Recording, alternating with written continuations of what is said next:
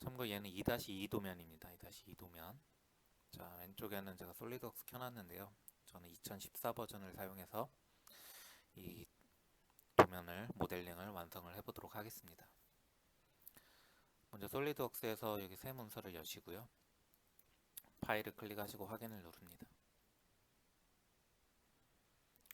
그렇게 되면 이제 캔버스가 펼쳐지고요. 자, 맨 처음에 이제 도면을 그리려면 어느 면에 그릴 건가를 우리가 정해야 됩니다. 맨 처음에 우리에게 주어진 면이 3개가 있어요. 정면, 윗면, 우측면.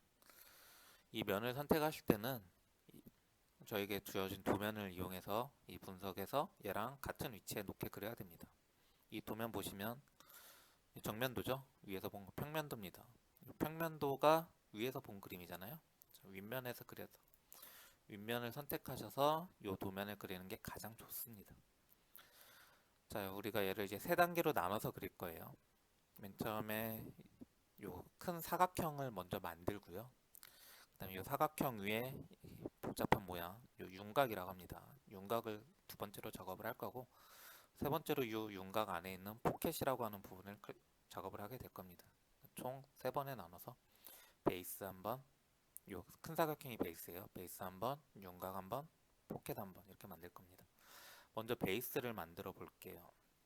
제가 아까 윗면에 우클릭하고 스케치로 현재 들어왔습니다. 스케치 화면을 펼쳤고 이제 그림을 그리면 되는데, 이제 사각형을 그리면 왼쪽에 사각형, 코너 사각형을 그릴 겁니다. 코너 사각형을 그리는데 어떻게 그리느냐, 여기 캔버스에 지금 아무것도 없이 빨간색 화살표만 있죠. 얘가 가상의 세계에서의 원점입니다. 0, 0, 0, x0, y0, z0인 곳인데, 얘를 안에 놓을 수 있게 사각형 이렇게 그릴 거예요. 자, 2번째로는 원을 그리는데, 이 원의 원점이 이 캔버스의 원점과 같은 곳에 그릴 겁니다. 이렇게. 사각형과 원 2개를 그렸어요. 그 다음에 치수를 줄 겁니다. 치수. 자, 원의 치수는요, 항상 8mm입니다. 밀링 기능사에서 얘는 여기 도면에서 보시는 게 확실하죠. 파이 8 드릴이죠. 8mm 드릴을 사용해서 이 작업을 할 겁니다. 그렇기 때문에 얘는 항상 8mm고요. 이 사각형 베이스의 크기는 사이즈는 항상 같은데 요 가로 세로가 바뀔 때가 있어서, 자, 현재 얘는 가로 69, 세로 70입니다. 근데 얘가 가끔 이제 가로가 70이 나올 때도 있긴 있어요. 그러니까 이거 여러분들 잘 보시고 외워서 하시면 안 되고 바뀔 수 있다는 거. 참고로 솔리드웍스를 어느 정도 사용할 줄 안다고 생각하고 제가 진행을 하긴 하는데, 이런 확대 축소 같은 경우는 마우스 휠을 돌려주시면 되시고요. 가장 적합한 크기로 보실 때는 휠을 더블 클릭하시면 됩니다. 이렇게 하면은 우리가 그린 도면이 화면에 꽉 차게 나오는 이 화면이 됩니다. 자, 이렇게 작업을 하니까 어떤 일이 일어났느냐. 자, 지금 원은요 검은색이고요, 사각형은 파란색입니다. 그게 무슨 차이 하실 텐데, 중요한 차이가 있어요. 이 검은색으로 된 거는 완전 구속 상태입니다. 완전 구속이라는 건 얘는 이 공간에서 딱 고정되어 있어서 움직이지 않는다는 뜻이고요. 이 파란색은 고정이 되어 있지 않다는 겁니다. 그래서 얘는 이 파란색 부분을 클릭을 해서 마우스로 움직이면 얘가 움직입니다. 사각형이 좀 좌우로도 움직이고요, 위아래로도 움직입니다. 얘가 안 움직이는 건 딱 2개 있어요. 뭐냐? 이 길입니다. 길이 69. 69라는 치수를 제가 적기 때문에 얘는 안 움직여요. 이 길이가 변하진 않아요. 세로도 마찬가지 70 변하지 않아요. 이쪽 모서리를 자꾸 움직여도 얘가 통째로 움직이지 이 길이가 길어지거나 짧아지거나 하진 않습니다. 얘가 지금 파란색이 아까 불안정 상태라고 말씀드렸는데, 이러면 안 됩니다. 이 파란색은 항상 검은색으로 바꿔줘야 돼요. 현재 작업이 미완성 상태라는 것을 뜻합니다. 그럼 얘가 어떻게 해야 검은색으로 바뀔 수 있느냐? 이 가상의 공간에서 고정된 부분과 묶어줘야 돼요. 이 가상의 공간에서 고정된 부분은 뭐냐면 딱 한 군데 있습니다. 바로 여기 원점. X0, Y0, Z0인 이 원점이 가상의 공간에서 유일하게 고정된 점입니다. 그래서 이 파란색과 이 000인 원점과의 관계를 주면은 얘를 검은색으로 바꿀 수가 있어요. 그러면 여기가 제가 원점 얘를 여기 도면에서 얘로 주기로 했잖아요. 드릴 구멍. 이 관계를 주시면 됩니다. 먼저 보시면은 여기 가로선과 여기 원점과의 관계는 여기 보시면 31과 4, 총 35mm 떨어진 곳에 있습니다. 그럼 여기 진행형 치수 누르고요. 여기 가로선과 원점을 클릭을 순서대로 따닥 클릭하시면 값을 줄 수가 있어요. 현재 나온 값은 아무 의미 없는 수입니다. 그냥 실제 뭐 31.82로 돼 있더라. 여러분들은 여러분만의 숫자가 나올 거예요. 자, 얘를 클릭을 한번 하시고 35를 주시면 됩니다. 그렇게 35를 주니까 지금 위에 선이랑 아래 선은 검은색으로 바뀌었어요. 이 말은 얘는 위아래로는 움직이지 않는다는 뜻입니다. 하지만 가로 세로로는 좌우로는 움직이죠. 좌우로는 거리를 주지 않았기 때문에 그래요. 좌우값을 주셔야 됩니다. 좌우값을 주시려고 이 도면에서 살펴보면 이 도면이 좌우값을 주기에 그렇게 쉽지 않은 상태입니다. 보통은 요렇게 31, 4 이렇게 떨어진 것처럼 딱 떨어지게 눈에 보이게 있는 경우가 흔한 경우인데 얘는 없어요. 요 왼쪽 선과의 거리가 없습니다. 그럴 때는 다른 선과의 관계를 우리가 따져봐야 됩니다. 여기 보시면은 여기 원점 요 선을 따라가 보시면은 여기 15.5 떨어지고 여기 15 떨어져 있죠. 자, 이 원의 중심선이 요 윤곽의 오른쪽 선과 총 30.5 떨어진 곳에 있는 걸 알 수가 있고요. 그럼 여기 사이의 틈만 알면 되는데 요 사이의 틈이 없어요. 없을 경우에는 요 전체 길이를 보니까 60이고 윤곽의 전체 길이가 60이고 윤곽과 왼쪽과의 거리가 5mm입니다. 이 관계를 이용해서 주시면 됩니다. 얼마를 줄 수 있을까요? 여기서 총 사각형의 왼쪽 선에서 여기까지가 65고 65에서 여기 30.5까지 뒤로 가면 되잖아요. 그럼 여러분들 암산하셔도 되는데 저는 머리가 나쁘니까 일일이 칠게요. 자, 여기 숫자를 한 번에 치셔도 되지만 여기 5와 60이잖아요. 5 더하기 60. 그 다음에 여기서 여기까지 간 거죠. 그 다음에 여기서 얘 빼주고 얘 빼주면 되잖아요. 빼기 15 빼기 15.5. 자, 이렇게 연산으로 계산식으로 쓰시고 엔터 누르시면 값이 나옵니다. 어찌됐건 이 값이 맞나는 한번 여러분들이 검증을 한번 해보세요. 검산을 해야 되죠 항상. 자, 이렇게 하시면 전부 검은색으로 변했습니다. 자, 검은색으로 변했으면은 우리가 크게 뭐 실수하지 않았다. 얘가 알고 보니까 뭐 33이더라. 그런 게 아닌 이상 이게 맞는 거니까 이 상태에서 진행을 하시면 됩니다. 자, 이제 베이스에 대한 스케치가 끝났고요. 스케치가 끝나셨으면은 요 스케치 왼쪽에 있는 피처를 누르셔서 돌출 보스 베이스 이 버튼을 누릅니다. 그럼 얘가 위쪽 방향으로 돌출이 되고요. 여기 현재 기본값으로 10mm 돌출할 거다 이런 상태가 됩니다. 그럼 우리가 돌출을 몇 mm 해야 되느냐? 이 정면도를 보시면 되는데요. 여기 도면의 정면도 보시면 전체 높이가 22mm입니다. 근데 22를 돌출하는 게 아니고요. 여기 6mm가 있죠. 6mm가 윤곽이에요. 윤곽을 빼고 돌출을 할 겁니다. 윤곽을 빼고 일단 윤곽 아랫부분만 우리가 작업을 하고요. 윤곽은 그 다음에 작업을 할 겁니다. 22에서 6을 빼주시면 돼요. 여기 치수에다가 22 빼기 6. 여러분들은 머리 좋으시니까 16 바로 암산으로 하셔도 되고요. 확인을 누릅니다. 자, 베이스 부분이 완성이 됐고요. 이제 이 베이스 만든 거에 지금 클릭을 한번 했습니다. 지금 파란색으로 된 부분 보이시죠? 이 부분에다가 우리가 이제 윤곽 부분을 스케치를 하고 윤곽 부분을 또 돌출을 할 거예요. 그럼 여기다가 이 파란색으로 된 부분에다가 마우스 커서를 놓고요. 마우스 우클릭을 누릅니다. 그럼 여기 아이콘이 많이 있는데요. 이 중에서 스케치, 여기 아래 두 번째 있는 게 스케치입니다. 비슷한 게 있는데 헷갈리지 마시고 마우스 갖다 대시면 한글로 또 이거 버전 따라 다른데 스케치라고 나오니까 스케치 누릅니다.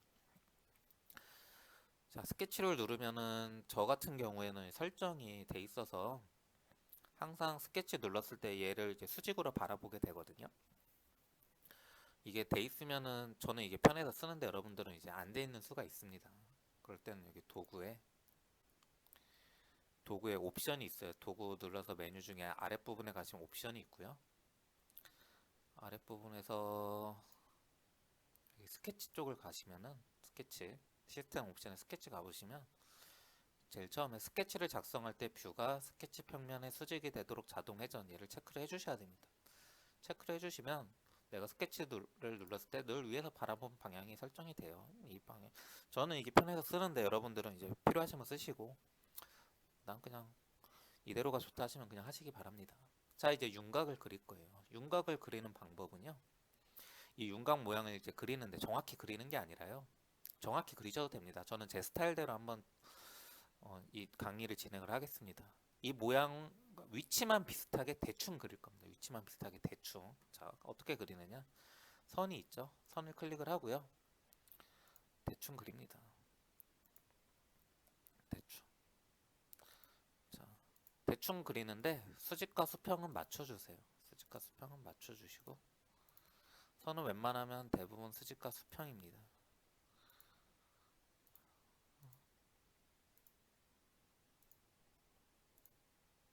자, 대충 느낌만 비슷하게 그렸는데 느낌이 비슷하신가요? 자, 제가 안 한 게 있어요. 안 한 게 뭐냐면 여기 플래시라고 하는 부분, 둥근 부분 안 했죠. 예. 3시 방향, 6시 방향, 9시 방향, 1시 방향 전부 원래 둥글게 처리되어 있는데 안 했어요. 대신 네모나게 둥글게 들어갈 수 있는 자리만 만들어 놓고 안 했습니다. 안 했어요. 그 다음에 여기 왼쪽 아래랑 오른쪽 아래 4시랑 7시 부분에 여기 보시면 2-C5라고 돼 있죠. 못따기 작업을 해야 되는데 얘도 안 했습니다. 못따기나 필렛을 안 한 건데요. 이런 건 나중에 한 번에 하는 게 편하기 때문에 안 했고요. 그냥 일단은 요 비슷한 모양으로 선만 잡아놨습니다. 자, 이 상태에서 어떻게 하느냐? 치수를 줄 건데요. 치수를 주는데 나름 순서가 있습니다. 뭐 법에 정해진 건 아니지만 작업을 편하게 하기 위한 순서예요. 먼저 어떻게 주느냐? 요 윤곽 부분에 가로 큰 길이를 줄 겁니다. 가로 큰 길이 여기 60으로 돼 있죠. 그 다음에 세로 큰 길이를 줄 거예요. 세로의 가장 윗부분과 아랫부분의 길이, 가로 가장 왼쪽과 오른쪽 사이의 길이를 줄 거예요. 세로는 63, 가로는 60입니다. 자, 가로를 한번 줘볼게요. 자, 얘를 클릭을 하고요. 오른쪽을 클릭을 합니다. 그럼 치수가 나오죠. 자, 위에다가 웬만하면 얘랑 치수 있는 데랑 같은 곳에 놓으세요. 그래야 나중에 찾기가 쉬워요. 60 주시고요. 그다음 63도 줍니다.